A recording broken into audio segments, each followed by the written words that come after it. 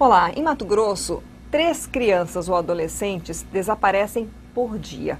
É um número assustador, né? Nós vamos conversar hoje com o diretor corregedor do Conselho Federal de Medicina, porque o Conselho, junto também com os conselhos regionais, eles preparam uma programação especial para alertar para essa realidade, essa triste realidade. José Fernando Maia Vinagre é o nosso convidado. Obrigada pela sua presença aqui no RDTV.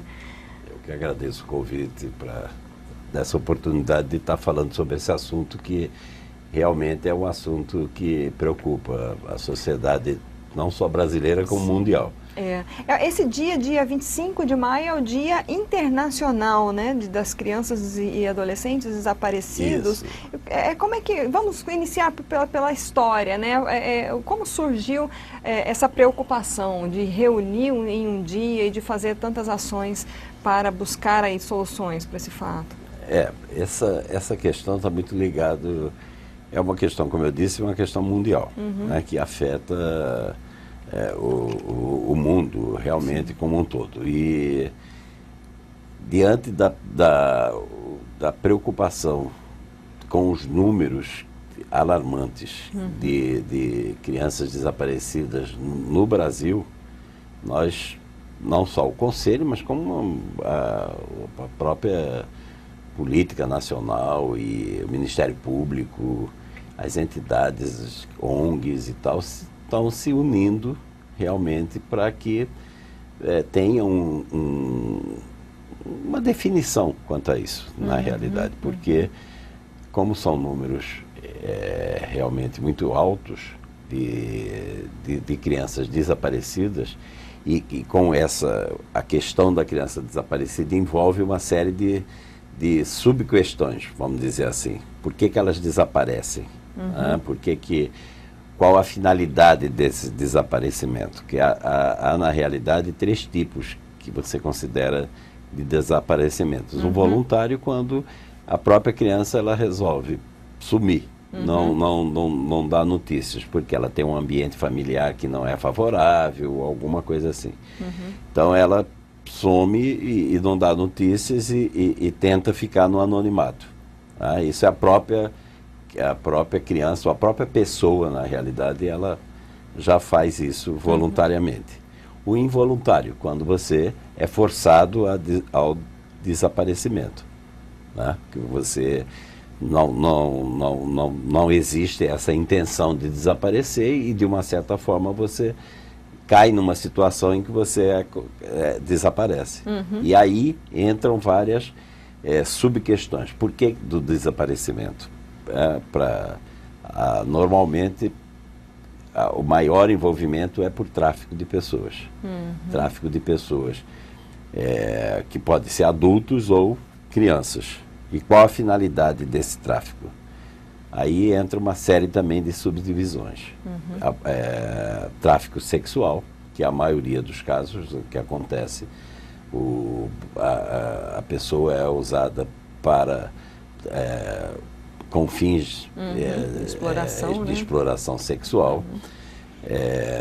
Adoção, né? Adoções ilegais, que é muito comum também, por outros países que querem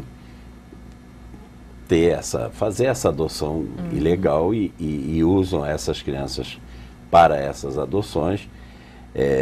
Transplante de órgãos também aumentou o número de pessoas traficadas com essa finalidade do transplante de órgãos, que existem leis e regras específicas para esse tipo de acontecimento, né,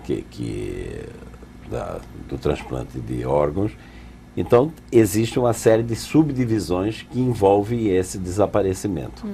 E as leis brasileiras, elas não eram direcionadas para que algumas coisas pudessem ser feitas a nível nacional, com a finalidade de conter esses números que são realmente bastante elevados. A gente tem aqui também alguns outros números que são da Polícia Militar aqui do Estado, né? Só esse ano, 150 crianças e adolescentes já desapareceram em Mato Grosso. Isso. Em Cuiabá, 32 em 3 meses. Nesse primeiro trimestre do ano, esses números mostram exatamente isso. São 150 crianças desaparecidas em Mato Grosso e 32 em Cuiabá, né, que realmente mostram. Nos últimos anos, os números são bem elevados e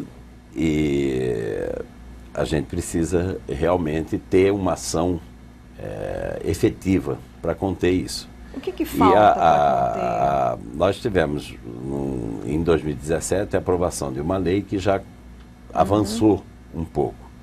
Primeiro, a exigência de ter, num documento só, toda a sua especificação. O CPF, hoje, quando a criança já nasce, ela já recebe o CPF. Então, você tem, num documento só, toda a informação sobre a criança. Isso foi um avanço. O que se pretende fazer e é necessário que venha logo isso, que tem uma outra lei, mas está em trâmite, ainda não aprovada, que é exatamente criar um cadastro nacional de informações sobre o desaparecimento de criança. Existem delegacias especializadas para fazerem um registro quando alguém desaparece. Mas essas delegacias não estão ainda disponíveis em todos os estados, em todas as cidades, a não ser nas grandes cidades. Existem essas delegacias, mas em cidades menores elas não estão em atividade. O que se pretende é que disponibilizar esse serviço.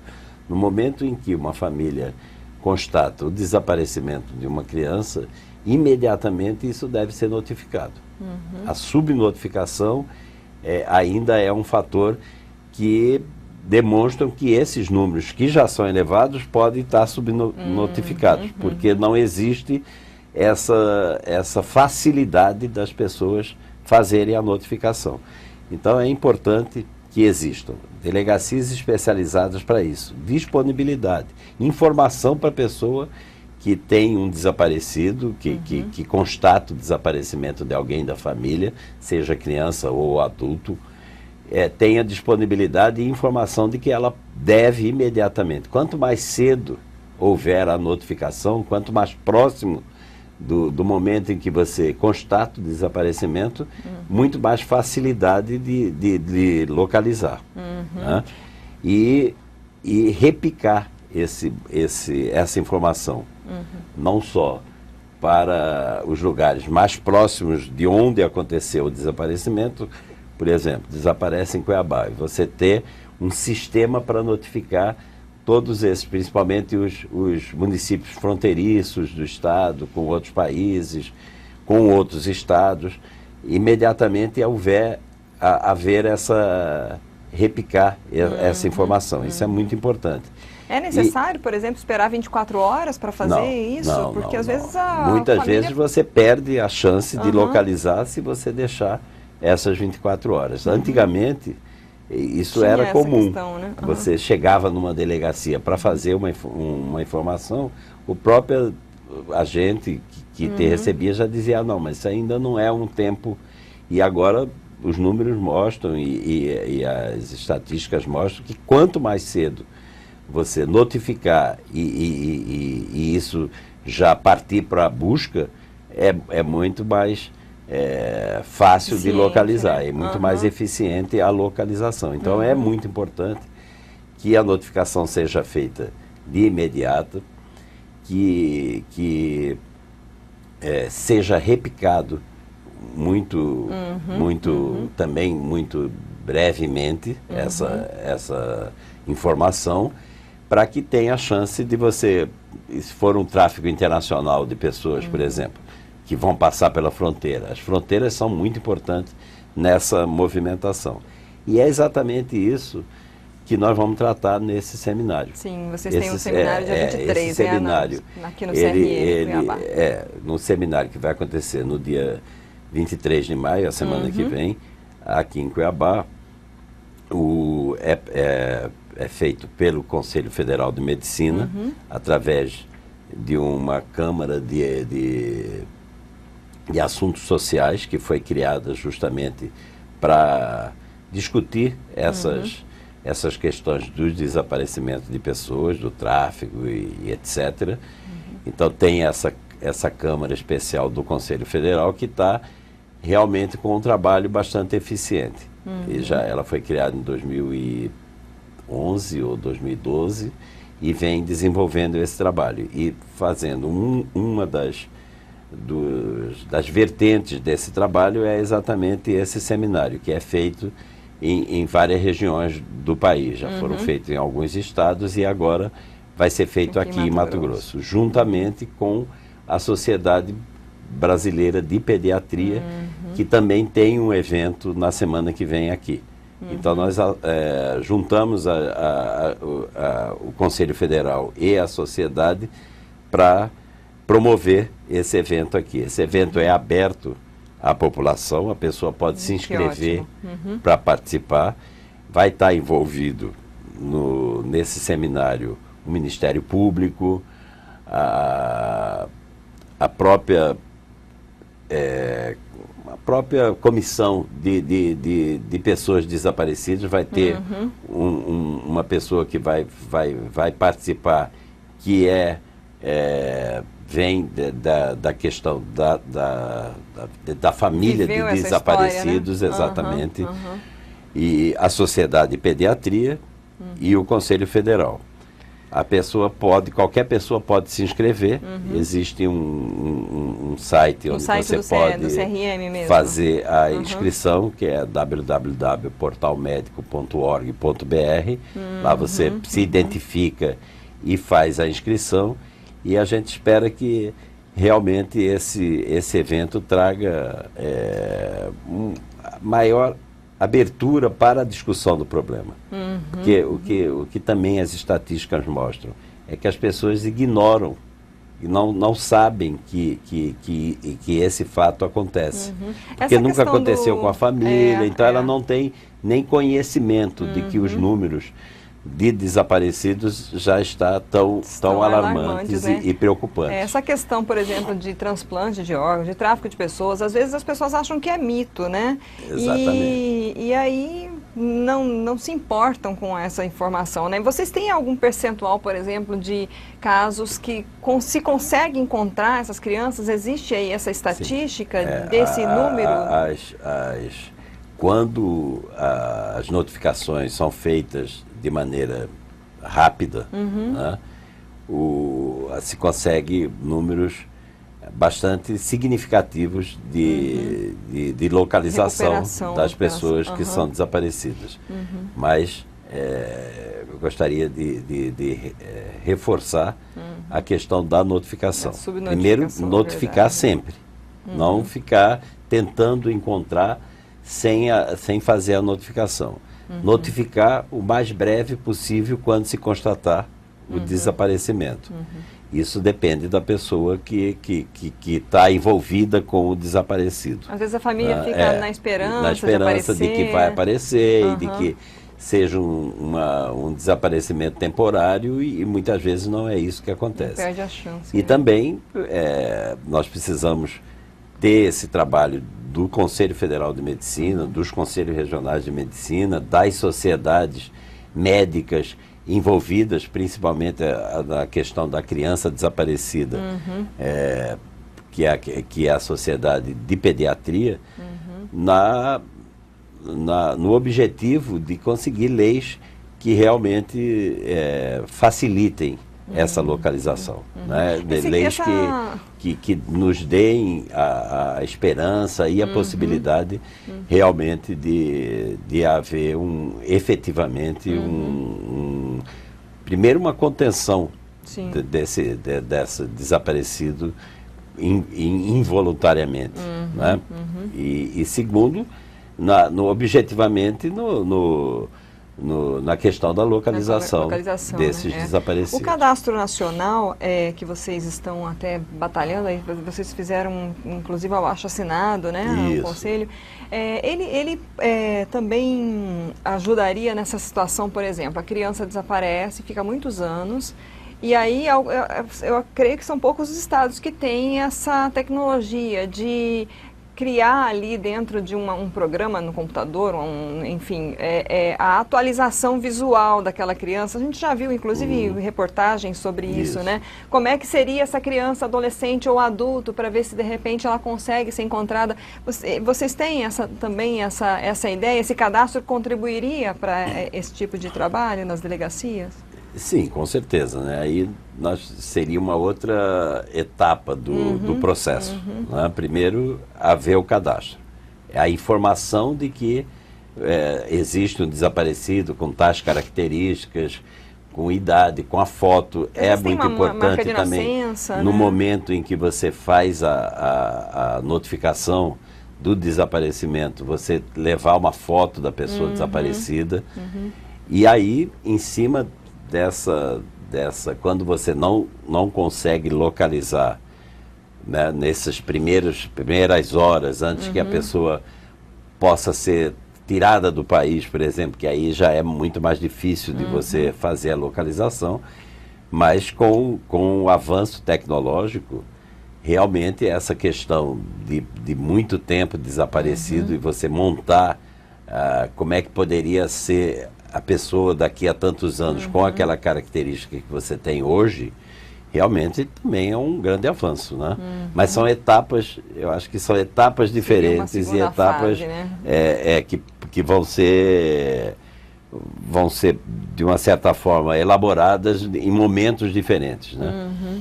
Mas é interessante, realmente é interessante, é um recurso tecnológico que a gente pode usar, com certeza. Se eu tenho uma criança de 5 anos hoje, daqui a 10 a compleição física dessa criança já vai ser de um adulto, já vai tá diferente. E nós temos recursos tecnológicos realmente para fazer essa prospecção de como será a fisionomia de uma criança daqui a 10 anos, por exemplo. Bom, para a gente encerrar, a gente falou bastante né, o senhor ressaltou a importância da notificação, as famílias irem atrás, fazer o boletim de ocorrência.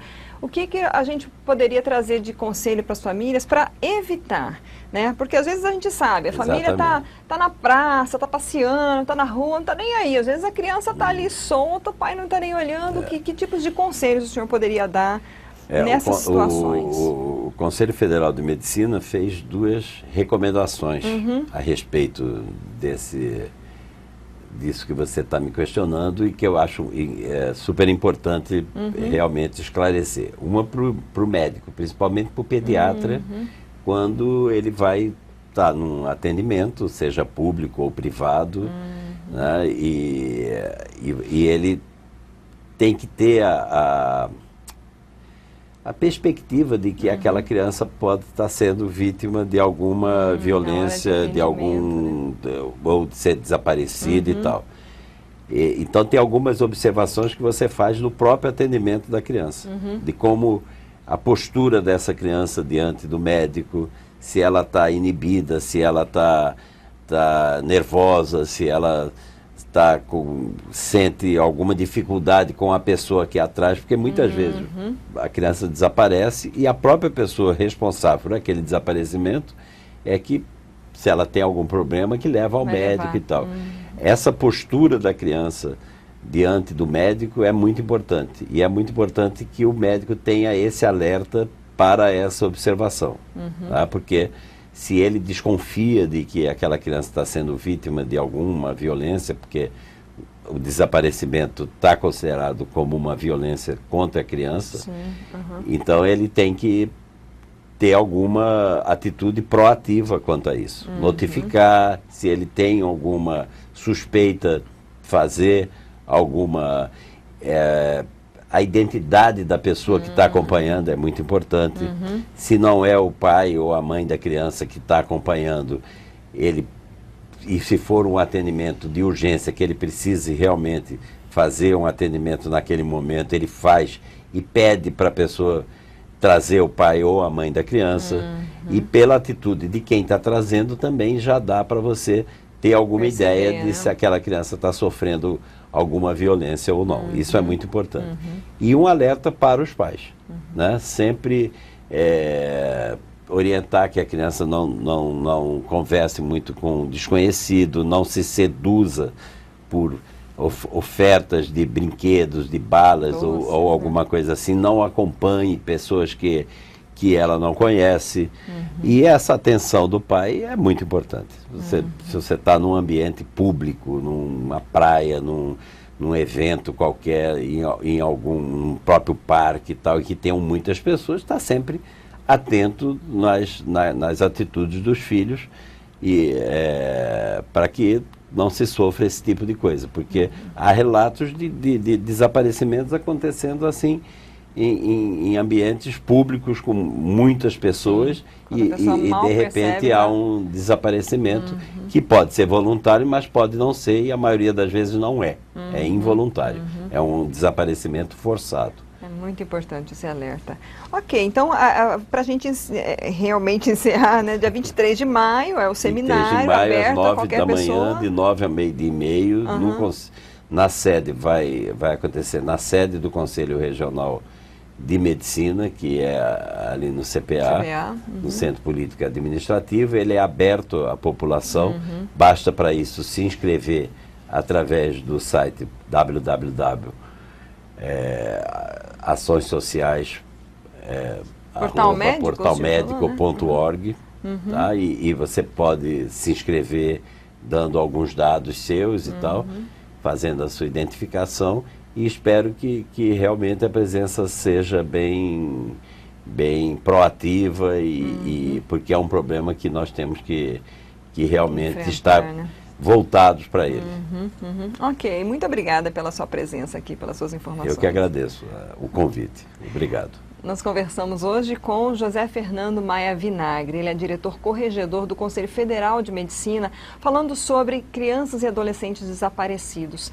Em Mato Grosso há um número muito grande, em todo o país também, e o Conselho realiza esse seminário no dia 23 de maio, no Conselho Regional de Medicina, aqui em Cuiabá. Então, você pode participar, se quiser estar lá, tem que se inscrever no site aqui que ele passou para a gente. Você está vendo aqui o endereço. Fica esse convite, compartilhe essa entrevista e nos ajude também a divulgar essa informação, esse alerta, né, que o corregedor do CFM trouxe para nós. A entrevista ela fica disponível no site RD News, no YouTube e também no Facebook. Até a próxima.